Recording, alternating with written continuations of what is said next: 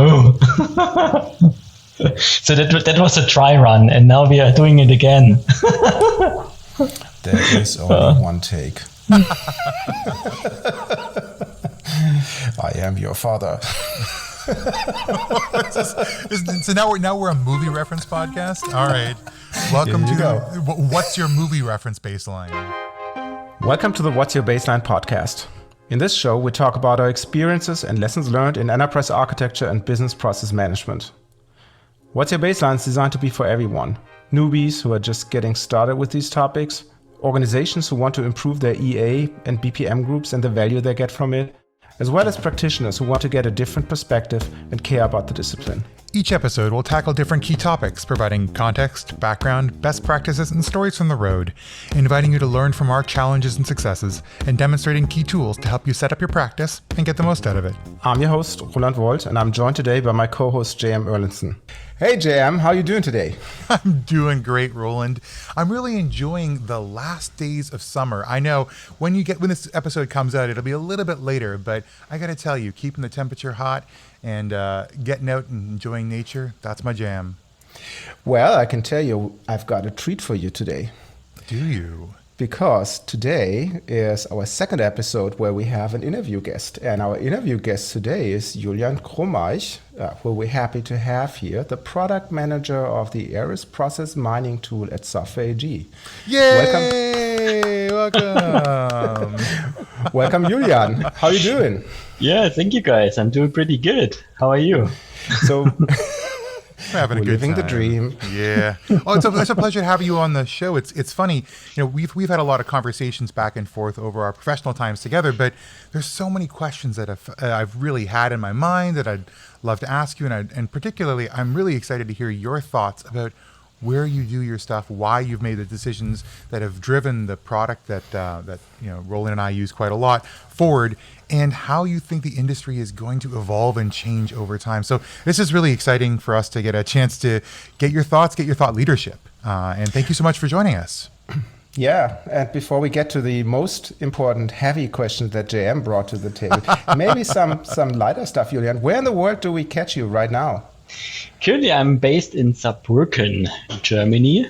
So that's 1.5 hours drive to the Ramsden Air Base. So this is what most of you might know. Mm-hmm. So it's close to Frankfurt, Darmstadt. But actually, I'm also living quite close to the French border. So that's maybe a 10 minutes drive by car. And then I'm in the French cities. So that just means red wine and cheese every evening? There's still some German beer, so you can decide what to take. I feel like you're making all of our viewers really jealous. You say French wine and cheese. We got German beer. We're right in the middle of beautiful, beautiful Germany. It's a pleasure to have that life experience. And tell me a little bit more about yourself. So where did you get started? And tell us about how you got into this life. No, for sure. I have a background in research. So I worked a couple of years for the German Research Center for Artificial Intelligence. So there we did a couple of great and innovative projects, how to combine artificial intelligence, for example, machine learning, and the discipline and technology of business process management. And I think that was a very good starting point for me to join also the position as a product manager, because basically it's also, a little bit of research that you have to do all the day. So you have to figure out what are new market trends, what are new technologies that you would like to incorporate into your product. Of course, also doing some research in order to interview new customers, new opportunities to get really, the basics, what they want to see in the product coming up in the next couple of months. So I think that was a pretty good path for me to go from research into product management. Yeah, and I see you've got I'm going to say PhD after your name. I don't want to big up you too big, but to say that, hey, listen, this is a doctor you're speaking to here. What was your doctorate about? So my doctorate was about redesigning or transforming your reactive processes to become more proactive. So also using predictions and complex event processing. So in order to handle big data streams of data and then also predict, okay, what could be next, and then also trigger and change the process accordingly on a runtime. So now I have a lecture of Julian to the developers in front of my eyes, like, hey, you stupid guys, why don't you just get it? We're almost there. And you didn't end up as a professor, but you did end up teaching the world how to make things better. That's wonderful. Isn't that wonderful? I hope so. Well, speaking of the world and I guess the next generation, I hear you've got a fairly new child that's come along. Right. So I have my 6-month-old daughter. So growing up pretty fast, so even too fast for me. So yeah, each day is basically an entire year for her. So that's really great to see how she's growing up. Really, really fascinating. Well, enjoy it while it lasts. As you know, I just shipped out both of my boys who are 19 and 21 by now. And I'm officially an empty nester, which is also a nice change of scenery, if you will. Well, and I'm not an empty nester, and I never will be. Our cat is staying home every day, all day. She is our baby. We love her very dearly. So, Julian, talk a little bit more about you as a person so that the audience get to know you a little bit better. What are your hobbies? What are your interests besides obviously giving lectures to your developers? Yeah, teaching my daughter, actually. Yeah? So, I mean, that's currently my next full-time job besides my product management position. But what I also like to do is I'm a kind of a hobby barista. So I have a nice espresso machine, and during all the breaks I have during my business day, I enjoy taking an espresso, sipping it, and that's really relaxing. And now you know what my salary is, or my fee is about this podcast. So I think we agreed upon 1 kilo of Kopi Luwak. So this is this famous coffee. You might have heard about it, and that's maybe also the link to you, JM. You love cats. And for those of you who are not familiar about Kopi Luwak, just Google it, and then you see the relation to cats. So to make it a little bit easier for you, I did that homework. So I checked it when Julian came with that request, and a pound of that coffee is like $67. So now he wants to have a kilo, which is more than 2 pounds. So we might want to renegotiate your salary for this podcast episode here. A pound is good enough. Well, see, now I figured it out. So besides your qualifications, Roland has brought a coffee friend onto the show. Yay. Oh, wonderful. Well, I gotta say, and as I sort of alluded to before, one of the things that really fascinates me about what you do is you do product management. You help to shape the future of the platform that a lot of our clients experience and work in. Tell me, what is that? Though, like, what specifically is that job? What does it do? What are your dailies, and what kind of decisions do you make, and how do you make them? Mm. I quite often compare a product manager with a spider spinning a web. So why is that the case? Because, I mean, as a product manager, at least how it is lived within our organization is you have that many connections to a broad variance of people. So I have regular conversations, for example, with you guys from pre-sales. So we are heavily involved in opportunities with new customers all together. And I can also roll out the new features to you so that you are able to demo that to our customers and clients. So that's one part. But there are a couple of other departments that I have regular connections to. That's maybe also different to other organizations. So I mean, product management is a broad job description. So I think in essence it's about a close interaction between the product manager and an R&D unit. So the people who are developing products, and it's about rolling in requirements and then rolling out the new functionality. So I think in essence that is what a process manager is doing all the day. But I think at least at Software AG, but I think that's also common in other organizations as well, as that you are playing or acting as that spider that I mentioned. So it's not just R&D and also maybe product marketing, but it is, like I said, it's pre-sales. It's about consulting business. It's about customer success managers. So also the people who are not just involved in the pre-sales stage, but also later on when a project is implemented at customers. It's about interacting with corporate university, so building up new training materials for our customers, but also in-house material. It's about all these interactions with our partner management. So partner managers, taking care about our consulting partners, but also technology partnerships, which essentially also shaping our product roadmap. And of course, a lot of other departments like legal, finance, analyst relations. And of course, last but not least, we have a lot of interactions with our loved customers, obviously. And you can see there is a lot to do, a lot of communications that are happening. And but let's make the jobs that different day by day. There is no day the same, and it's highly diverse, and makes a lot of fun. That sounds so much more interesting than my day-to-day job. So wow. Maybe I should have a look at the internal job locations. We may have an open position, so feel free to apply. So we're using what's your baseline now as a new interview technique for a job visit. I get it. No, well, it sounds like really it's kind of the connective tissue. I love that. It's you're talking about all these different consumers, all these different producers of information that you're bringing together through the same lens. The lens is your product, right? The lens but how does it affect the market? How does it affect your internal resources? How does it affect our partners and our external resources, and as in customers and developers and the whole community that comes together? That's really cool.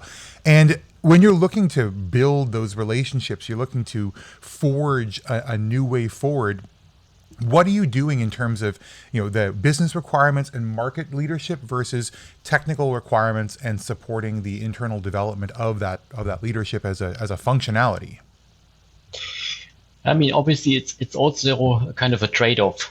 So, I mean, you have to be ahead of maybe what are customers expecting from you to be implemented in maybe the next release, for example. But of course, it's also listen to what your customers are heavily missing nowadays in the product. So, I mean, if you only listen to your customers, I mean, you should, obviously, but if you only do that, then you might also be stuck in the innovator's dilemma, because then there might be a new vendor coming into the market, really disrupting what the market is currently looking for. I mean, that it is the same. I think there's a saying or an example in the previous days where we don't had cars, so we had some horses, and your customers or the drivers of the horses are looking for a new feature. Maybe the horses should become faster, but eventually with the development of cars or the engine that drives cars has shifted the entire landscape of that market. And that's the same also for product manager. Which brings me to the main topic of our show today. So process mining seems to be the new car, to stay in your analogy. How do you see that, Julian? Or maybe we get started. What is process mining for those of you who haven't heard about that? Yeah, so process mining essentially is a data-driven technology. So it's not based on any gut feelings. So it's about data that we extract out of application systems like ERP systems to reconstruct what you are doing in your business day by day. So in simple words, we are extracting process traces out of your application systems and then automatically derive and discover what is happening in your business operations. Also, for instance, we take data out of your SAP system to know what you are doing when you handle an order of your customers. You first do this, then this, then this. And I mean, quite often you may have an assumption how something works, so you have a good gut feeling. But with process mining, it becomes really data-driven, so based on facts, based on evidence. So the system, the process mining system, tells you how your process works. All right. So before we go into a break, I have one more question for you, because that sounds that you need a different profile of people than you might have seen before in process improvement. Because what you typically see is workshops, and you try to cater the people who you could get and chase their calendars, or you have the Six Sigma and Lean folks who do workshops and do stand in the footsteps, I forgot the Japanese term for it, in the factory itself, and all those things. But it seems you have a different type of people. Is process mining completely different, or is there an overlap with other process improvement methodologies? I mean, obviously, you need to have domain knowledge. So this kind of knowledge you should have in your job description or in your profile. But of course, what has changed, or you additionally need to also have some data background, because I mean, it's a data-driven technology. You need to know where is the data stored in your application systems. You need to know how to extract it out of those systems, and also how to bring it all together in order to make some meaningful outcomes out of it. And of course, I mean, with process mining, you also need to learn a new tool. You need to learn how to make your decisions based on process mining. Well, that's it sounds like that's a really great way of bringing things forward. And our question for this first segment, it's fascinating to hear that people are moving towards this evidence-based system. And I want to ask our listeners, if you're thinking about understanding your processes today, what are you using to gather that information? Think about, are you using time and motion studies? Are you using best practice knowledge? Are you just going out and talking to people and asking questions, or are you guessing? Think about that over the next couple of seconds, and we're going to come back with some thoughts on how you might do it better today and in the future.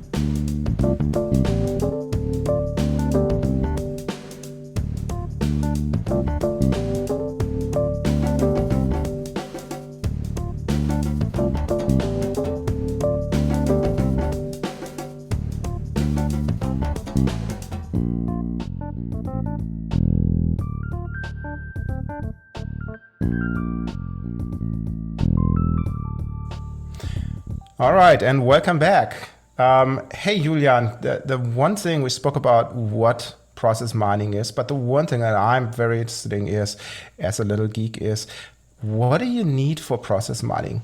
What do you need to put in place to get started? Yeah, all you need is data, because it's, as I mentioned before, it's a data-driven technology. So what do you need? First of all, you need data extractors.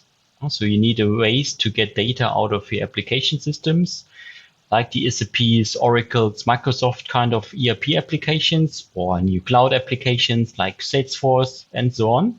So you need that data, and then you need ways to discover your processes out of that data. And that's typically what a process mining tool is doing for you. Yeah, and I assume Software AG offers one, because otherwise we wouldn't have you on the podcast. I heard about it. I heard about it. Well, the thing that I think about this is we have the data. And that's the thing that I feel like a lot of people coming into process mining are really scared. They say, oh, well, we couldn't possibly know this because this information is unattainable. It's it's some sort of sage, specialized, technical, buried data in some back-end system, or we just don't capture it. And how often, Julian, how often do you actually see people with zero data available for mining? Never. I mean, there is sometimes the fear that there will be no data. We heard that in the past quite a lot, but nowadays, I mean, process mining is more and more known to the market. And we know from many, many projects, the data is typically not an issue. So the data is there. You have that in your application systems for many, many years. I think we talk in a minute also about the history of process mining. It's there, there is a new trend regarding task mining, so to get even more data into the space of process mining. But I heard that there is another podcast coming on pretty soon around task mining, right? Yeah, we're planning on talking about that a little bit more. But so then tell us the history. Where did process mining come from? And particularly, I know there's been quite a very quick evolution, even in the last 2 years. So tell us about where did it start, how did it get here, and then what's changed? That's interesting. So actually, Software AG, or the former IDS Share organization, was the, let's call it, inventor of the commercial form of process mining. So there was a tool called the ARIS Process Performance Manager, which was brought to market in the early 2000 years. And that was even before the term process mining was invented, or maybe it was invented already in academia, but in the industry, the term was not that present. And in former days, I mentioned already the name, it was called the Process Performance Manager. It was more about calculating the performance of a certain process, less about a structural discovery or the mining of how a process looks like. So it was more about calculating process performance measures and indicators. And this has changed quite a lot. So the focus of the tool changed. It is more now a visual tool, and also the audience has changed. So in the early days, it was more I would say an expert tool. So there were a couple of people, even in a big organization, that took care about process mining or process performance manager back in the days. And they got the data, they did their analysis, and then come to some results, some outputs, reports, and distributed it across the organization. But that was typically a PDF file, for example. Yeah, I remember that. And back in those days, I was working on that infamous German Armed Forces project that I pull out obviously on every podcast episode, not realizing how far up front they were. And they had a process performance management pilot that took a year. And I think IDS had a big benefit of it because obviously it's public sector and they had a lot of time to write concepts and to hone in the product. Having said that, I think it was way too early back in 2005 for this. And I think the renaissance, if you will, or the breakthrough, that came around, say, 2014, 2015, when our competition basically made a splash. Yeah. But we always had a challenge back in the days, or at least that's what I heard from a lot of colleagues, is that the market was not that aware of this technology. And we always had to, let's call it fight, to argue, okay, you need a process mining tool in addition to your business intelligence tool, because this awareness was not present at our customers that process mining or process intelligence is something different to a standard KPI tool, like all the dashboard tools that are out there. But there is a significant difference, because a typical BI tool is only output driven. So you can see, for example, how long do you need to process your orders, or how many orders are you able to handle per day. But it's not process driven. So you don't know how to get to this output, and hence you don't know where to tweak a process that is obviously always underlying in order to improve your KPI at the end. And this is exactly what process mining is doing. It's not just focusing on the output. It shows you what is the process behind. So there is no black box anymore from input to output. It really tells you how to get from input to the output. So Julian, we've talked a little bit about how this was kind of a expert technical tool for people who are monitoring KPIs and even doing a little bit of data science on this kind of thing. But tell me how the evolution to more of a business user driven insight system has been going, and what has been driving that evolution, and ultimately what can these business users expect to be able to get out of a system like process mining? I think it was triggered by making a process mining tool much more simple, lightweight. So what a business user is expecting is really a lightweight user interface. They could get started without a 1 week of training, for example. So the tool really needs to guide them from step A to step B. So when I have some data, how to import the data, how to trigger the process mining algorithms, and then how to make my analysis. So this is what they expect a tool to provide to them. And this is fundamentally different to, let's say, an expert tool that provides you with a lot of complexity, which is good. I mean, for this audience or user group, that's exactly what they want to have. But for a more business or line of business user, they expect something different. Right. So you want to be able to put this in the hands of people who can actually make the change rather than the people at the strategic level or people in the research department trying to figure out what's going wrong, right? Yeah, essentially you need both. But I mean, the driving force from a market perception is come from the business users. So they are making nowadays the decision. Customers and users are expecting a lean and lightweight user interface. But it's not only this. So what customers are also expecting nowadays is an easy getting started. So they don't want to buy software, then buy a server, install the software before they can actually start with process mining. So they just want to have a process mining service. So which is also why we made a decision, okay, if we build something new from scratch, so in order to address the market that we described before, so more business user driven market, we also need to have a software as a service solution, which you can start right away whenever you want to explore process mining. And this is what we decided on 2 years back. And we launched actually last year our first version of our entirely new SaaS or cloud native, so to speak, product. And the great thing is we also bundled our product in different editions, starting from what we call a basic edition to an advanced to an enterprise edition, to make it our customers as easy as possible to get started, no matter on which maturity level they are from a process mining perspective. So they can start right away with basic, and whenever they are ready, get all the full potential of the enterprise edition.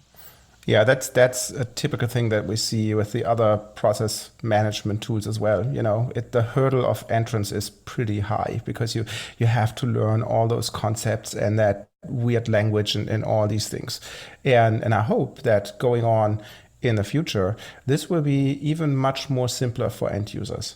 But Julian, give us a little bit of an outlook where you see the industry go. So not only process mining, but maybe process management in general.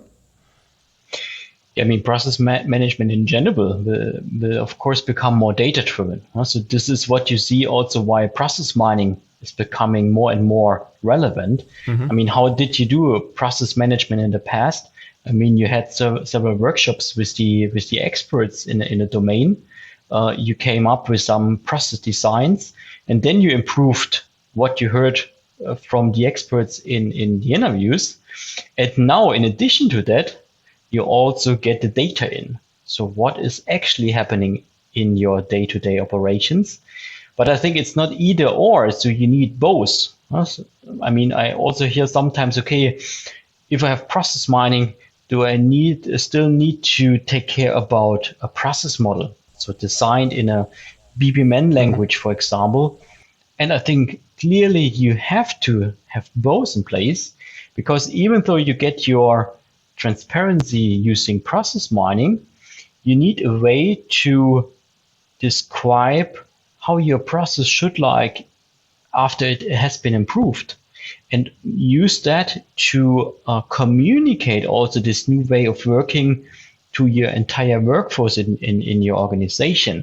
And especially for this use case, a process design tool and also a process portal like we offer in ARIS is the ideal combination with process mining. So essentially you need both. So it's not either or.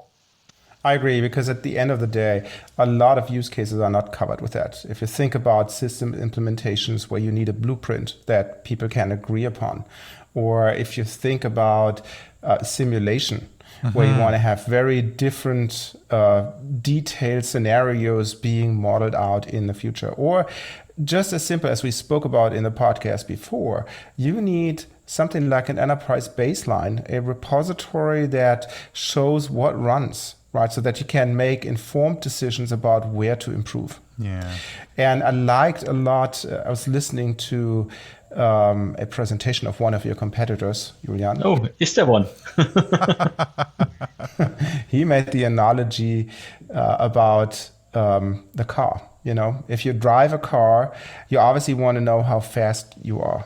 So you obviously could look out of the window and have a good guess, you know, do I drive 60 miles an hour or less? Or you can take the easy way and you just look at your speedometer. So in my opinion, I think process mining becomes something like the speedometer of process management, where you have still your modeling, still your requirements management, still all that analysis that you would do to identify where do I get the biggest bang for my buck to improve. But you also have the control to see, okay, how are we doing in executing our process? I love what you said, Roland, but also I wanted to touch on, Julian, your point about communication. Because if this knowledge and all this gets sucked up and put into just expert hands, the executors who are actually going to change their way of working, who are going to act on the insights and decisions made by these people are left out of the picture.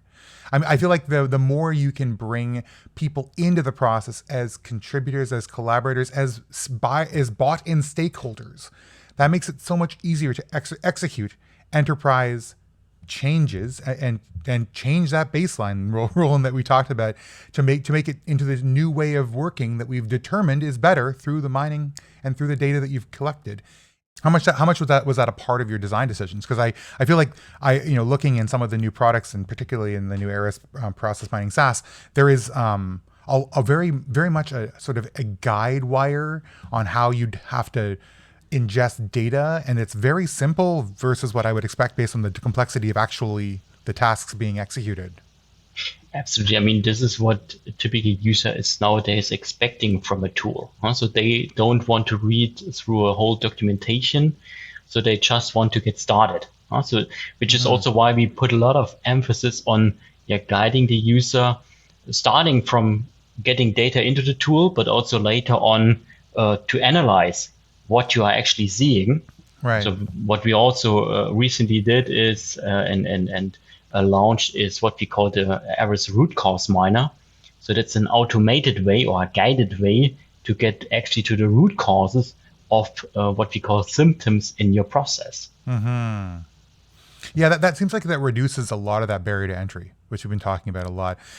And I did want to get into the more detailed features you think are important about process mining tools and just about what people are going to need in the industry. But before we go any further, I did want to take a moment to digest all these incredible insights that Julian has been providing to us and ask all of you, our dear listeners, some important questions for you to think about. Number one is think about your organization. Who in that organization would have the best benefit from the kinds of insights that process mining can afford? And what value would those insights offer to them if they had instant access to them wherever they were? And ultimately, how can you think about introducing this capability to your organization and your people? What would that take? We'll give you a couple seconds to think about that and come right back with our next phase in the future of process mining features.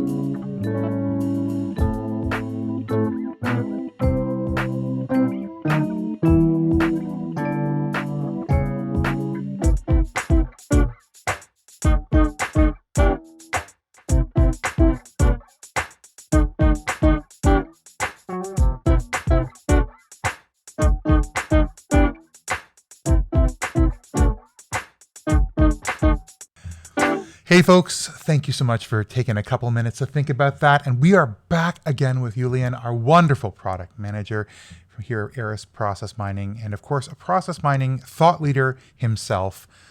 we want to talk about the future, and particularly the future of individual components of a process mining solution that you think are going to be valuable, important, even essential to deploying a solution that will help people truly transform their businesses in the future. So not just what we have today, but where is it going and why is it important? And I'd love to pass that back to you. Tell me, what do we need? Thanks, Jam. Yeah, maybe before we deep dive into the features, maybe what I also want to say about the future is that process mining will become more and more omnipresent. So omnipresent from two perspectives. So first of all, from the process domains that we are covering is process mining, because nowadays it's predominantly driven by the typical ERP-like systems. So we are analyzing an order to cash process, a purchase to pay process, but we see that other domains will also be considered by process mining as well. So I think about production processes. So here the data is typically not stored in a Salesforce system, but maybe in any of those manufacturing execution systems, for example. So that's one part. The second part why I think it's becoming more omnipresent is also in line with the history that we touched upon in the past. So it went from an expert tool to become a more business-oriented tool, but I think it will also become an automated technology, so that the process mining tool itself will work, let's say, by itself and provide the outcome to you without that you know that there is a process mining tool behind. So I think that's an important direction that we will see in the next couple of years as well. Yeah, I feel like it's one of those things where the feature becomes the table stakes, becomes not even talked about. I remember we talked about the analogy of a car, but I always think about the introduction of power windows. If process mining is your power windows, it first was, this new technology. Then it was a feature. Hey, listen, our cars have power windows. And now you don't see a car where they talk about power windows. And you don't even think about it. But it's essential. So you need to have it. Exactly. And so I feel like that's an interesting part of the evolution of the practice around process mining. Right. It goes from becoming technology junkies and saying, we need to know how to run the process mining thing, to becoming process experts just doing their thing. And process mining is by nature the way in which they engage with the practice. That is very cool. I love it. And Julian, what would be those features that you would see for that omnipresent tool going forward compared to what we have today? Yeah, one thing that goes towards this direction is what we just released. So it's the root cause miner. So basically, whenever you see something suspicious in your data, you just have to define what we call a process symptom. So it's like if you meet a doctor and you tell him, okay, you have fever, then the doctor will go and make a root cause analysis. So what is actually the root cause that led to your fever? And that's the same what we also do with the root cause miner. So you define a symptom within your analysis dashboard, and then the root cause miner comes up with a well-sorted and prioritized list of potential root causes. And you can then analyze step by step those root causes and get further to the actual issue. So this helps you to not focus on spotting the issue, but solving it. I feel like the easy question that comes after that from a lot of folks is, what does that mean? I'm going to lose my job if my job was trying to figure what the causes were? And the answer that I always give back to folks is that if you're spending all of your time trying to determine what the root cause is of something that we could give you an easy answer for, then you could become so much more valuable by spending your time fixing the root causes. And so it's quite the opposite. You're now getting a ton more value off of the same amount of hours, and your job, your profile, you as an individual gets a huge elevation of prestige because now you're known as a problem solver, not just a problem highlighter. Exactly. This is also a frequent question or concern, so to speak, that we hear. Well, is process mining just about cutting some costs down? I mean, obviously, it's also about becoming more efficient, But what process mining can also deliver is to make best practices more transparent. Also, what customers are doing with our process mining technology is as well, they spot maybe good workarounds, best practices, maybe not of the workers that are onboarded to the process just a few months ago, but maybe from the real experts doing that day by day for many, many years. Process mining discovers this. And then what we can do is we can transform or transfer this knowledge back to our ARIS process portal and can roll out this valuable information across the entire workforce so that many people learn from a few experts. So also this positive connotation, I think it's pretty important to deliver when we talk about process mining. Well, we talk about both bottom line savings, right? Better operations. But one thing we want to highlight is that top line revenue is also a possibility, particularly when you combine process mining. And I don't know if you've seen the same thing, but I certainly have seen it with customer journey and customer experience. Because you bet your butt, if you have got a customer who's waiting days and days and days for an order to be fulfilled, they're going to go to another provider. And so what you now have is better customer retention, you've got better customer experience, and ultimately you've got a higher profitability for this process, not just because it costs less, but because it's making more. Roland, have you worked in situations like that where you've got your processes that are causing problems for customers that you're trying to mine out and understand? Yeah, I've seen that. The challenge is, and this is interesting, that actually no process mining provider pitches that people see a difference between customer journeys and the internal processes. So the outside in versus the inside out perspective that we spoke about in the past.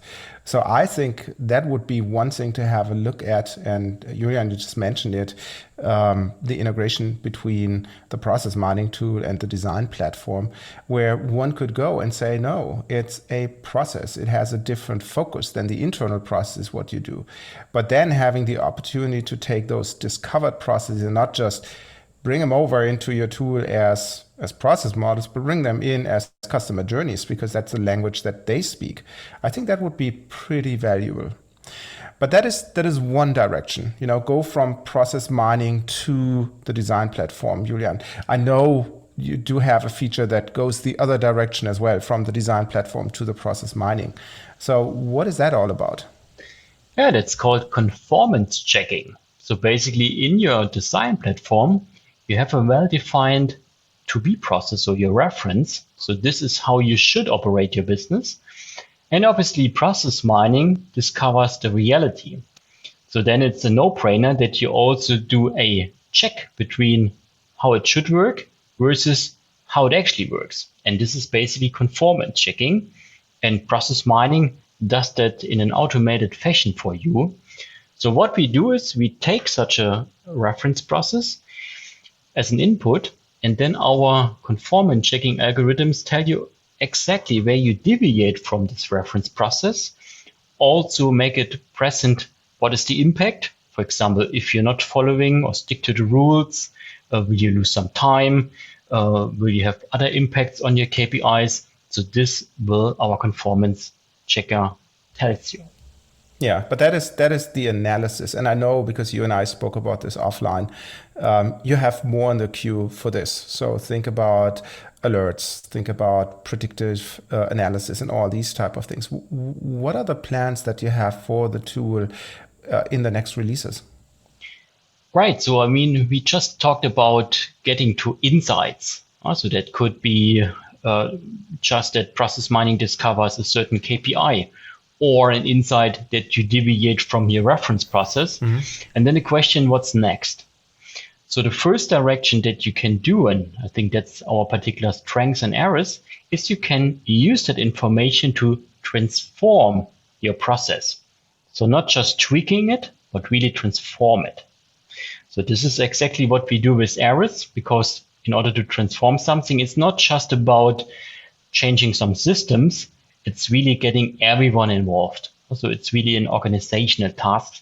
And this is what process mining is really an excellent tool for. Just to piggyback on that, because I do want to dig into this. Tell me about how this fits into a life cycle of process improvement, right? Because process mining, it seems like you're alluding to, and I think I would agree, it's only one component of the practice of process improvement. Right. I mean, there are a couple of competitors out there just offering a process mining capability. That's really important, but it's just the first step in order to transform your business, optimizing your business, because it just provides transparency. And with that in mind, you then need to decide, okay, what are we doing next? What does it mean from a process perspective? So am I automating a certain step? Am I changing the entire process? Or maybe do I just need to send my folks to new training so that they are aware of how to operate that process? Oh, yeah. But a lot of tools are either just providing this transparency, just this process mining capability, or just thinking that fixing the issue is just a technical step. So automating a step. But I think what we are doing with ARIS, so with our entire ARIS suite, is also to include the organizational picture. So what I need to do in order to make this new process really work in our organization. Everyone needs to know about it. But of course, it's also that it's technically implemented, of course. So this is important, but just one piece or one side of the medal. Yeah, that seems like a big part of how to make this stick, rather than simply throwing up a flag and saying something's wrong, or rather simply saying, hey, we're just going to automate stuff, see if it works. Because I feel like a lot of people in different places go with half the solution and hope to get all the value. Right, and then Roland, I think you mentioned it as already from our conversations that we had before. What we are also about to release pretty soon is what we call insights to action. So I just tapped into this more organizational piece, so really to transform your business. But obviously what we are also going to release is a way to improve or increase your process excellence. So whenever you see something not working the way it should, to automatically raise an alert or trigger already the right actions to either mitigate the outcomes of it, or be even more proactive by predicting what could be the outcome. So for example, if we predict that the customer order will arrive late at our customers, it could be already a good idea to inform them proactively, look, we had maybe an issue in our supply chain, which is why it will be delayed. Or even better, we could already create a new purchase order to our vendors to ensure that the customer order is delivered on time. And these kind of things we are also about to release pretty soon, early 2022. Yeah, I think this is very important because most customers I deal with, they are obviously interested in analysis and seeing how things go. But if you talk to people outside of the process improvement group, outside of the architecture group, they just don't care. So I think the challenge is, how do you make it relevant for those? And I think if you have that alerting, that triggering of actions, that is something that is very, very powerful, because then you go and affect people's lives, which is interesting to see how you will implement it, because that's obviously more than just a pop-up on a screen. So that's another area to have a look at. Right, but do it step by step. I mean, this is also why we are just about to release that functionality. You're not going to start with predicting how your process works at the first step in your process mining journey.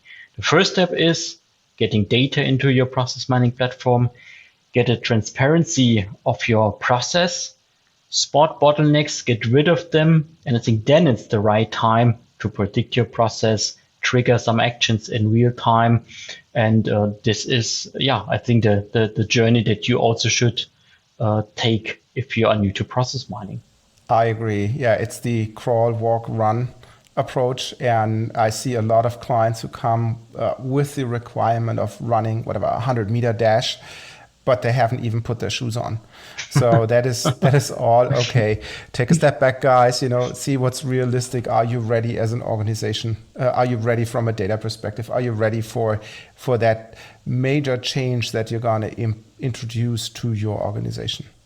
But Julian, let's take a step back and this is the moment where you can do a pitch for your product, of course, because that's the reason why we invited a product manager. So talk to me a little bit about why do you think that ARIS Process Mining is different than the competition? Well, first of all, I think we offer you the right tool, or what we call the right edition, no matter in which maturity level you are at the moment. So starting as a beginner with our basic edition, or continue your process mining journey with our enterprise edition. So that's the first thing. We guide you with the right tool at the right time. The second thing is that we are not just providing process mining, but we are covering your entire process management lifecycle with our ARIS suite, and all nicely and seamlessly integrated all together. And I think also a big advantage is that we are application vendor agnostic. So we see a lot of vendor convergence in the market. Some application vendors acquired process mining vendors, etc. But I think we are pretty flexible and agnostic, as I mentioned, and we can get data from any of the application systems into our platform. Also, thanks to our strong integration platform called WebMethods that we're also offering in our Software AG product stack. I mean, I think it's been a huge boon to see a lot of organizations driving the value to the people at the different levels of maturity that they come from. And I know that that's also dependent on industry. I wanted to get your thoughts about this because you've seen the implementation of ARIS around the world across industries. Where are you seeing it really get the most bite, the most bang for the buck by industry, by geography? What's driving value out for our customers and driving your insights for the next phase of process mining with what you're designing? In general, I think we're seeing the process mining market booming across the globe. But obviously also when you take a look at the history, so starting at the beginning of our podcast, it emerged more in the EMEA, so the European region. So obviously there the market is already pretty much mature. But in particular in the North American region, Latin America, but also the Asia Pacific region, there are a lot of organizations either haven't heard about process mining at all, or are really at the very, very first steps to get started with process mining. Why do you think that is? Yeah, it's just, I think the emergence of the technology started in the EMEA region and now it's shifting across the globe. So I think that's the foremost reason for that. Right, and they just haven't had a chance to adopt that quite yet. Right. Well, if you're looking to adopt it, then Julian, how do I get started? What's the first thing that I can do to introduce my organization or even just myself personally to process mining? And because I know you have a very easy in, right? Absolutely. I mean, it's just a couple of clicks ahead of you. So just visit arisprocessmining.com. You can sign up for free to our basic edition. So it's basically free forever. And then we also offer you a nice onboarding within the tool. We also offer you with some demo data that you can download directly. So even if you don't have any data from your organization available, you can get started with exploring the tool using our data. We have a free training that you can register for. I think the entry is pretty easy. Just get started and happy mining. Just get started and happy mining. I love it. Well, that brings me to a set of other questions for our listeners now that we heard what process mining is, how you get started, where the future goes. So think about what are your next steps to introducing process mining to your organization. Who do you need to involve to evaluate the value of this solution? And what more do you need to know to make the decision on a process mining practice? So we're going to leave you alone for a couple of seconds. And when we come back, we will close out our interview with Julian and we'll see where we go from there. And